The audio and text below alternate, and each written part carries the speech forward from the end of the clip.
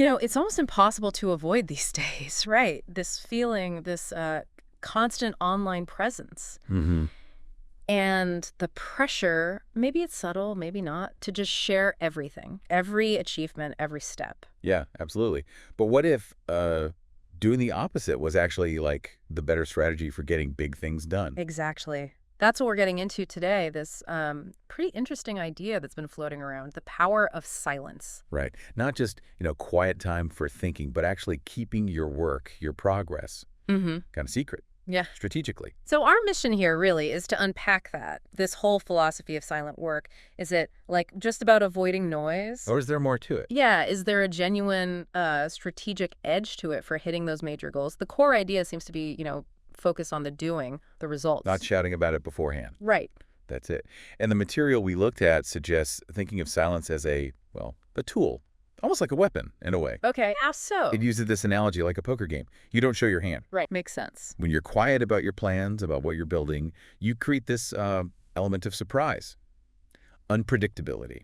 So people can't really anticipate what you're doing, your competition, or maybe just anyone watching. Exactly. Yeah. You're left guessing, which can be a huge advantage. Yeah, that's a powerful way to think about it. And it really does go against the grain, doesn't it? Totally. We see so much celebration of, the 5 a.m. workout posts, the screenshots of dashboards, Yeah. documenting everything. Yeah, the constant broadcast. Yeah. And the source material draws a stark contrast there. You've got the loud promoters, Mm-hmm. and then you've got others who are just quietly grinding, scaling, getting things done. It makes you think, right? Is all that energy spent on posting and announcing, could it be, better used? Reinvested back into the actual work. That's a key point. Reinvest in silence, it suggests. Interesting. And what about the why behind the noise? Does the material touch on that? It does, yeah. It hints that maybe this constant need to announce things comes from needing validation. Like reassuring yourself or convincing others you're actually doing something. Kind of. Whereas true strength, real progress, Mhm. often doesn't need the loudspeaker. It argues you need legacy and capital. Not just likes and claps. Precisely. It speaks for itself, eventually. So the loudest person in the room isn't necessarily the strongest. It's about building something real, something lasting. That's the idea. Substance over signal. Okay, so there's the unpredictability, the focus. Yeah. Any other benefits to this quiet approach? Well, there's the whole angle of underestimation.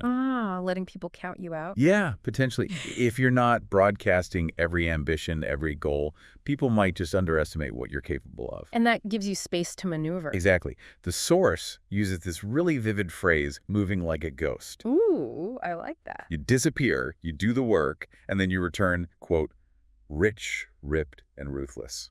Wow, okay. That's quite the image. But the point is the element of surprise, the transformation happening unseen. Right.